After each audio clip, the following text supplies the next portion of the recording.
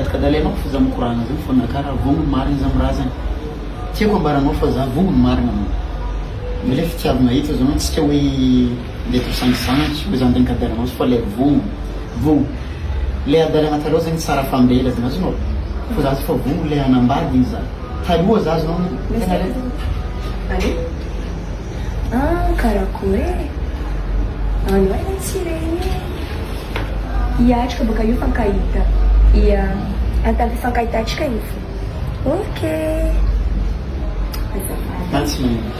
zay misy nikahiko anao zany mba tsika fankahita zao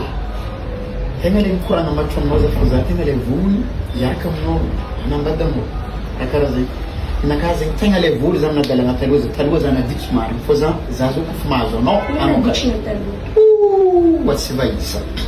za taloha za maditry marina mampirafy fandianana amin'ny makorily zegny naka taloha za magnambaranao 67 jiaby analakely jiaby sy ny tany kofa tany allo karakory ia baka io fa hainao edy okay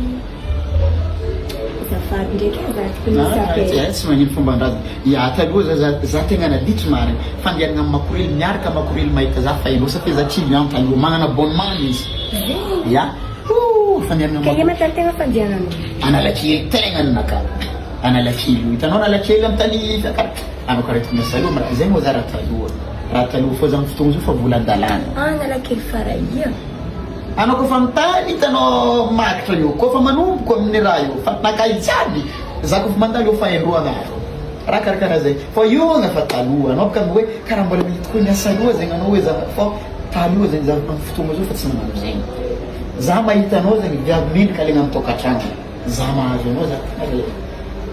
zay izy fa zany alegny vanitena aminao hoe karakory anao miraha isika hoe vongony sa karakory fa za mahita anao mendrika legna amin'ny tokantragno anao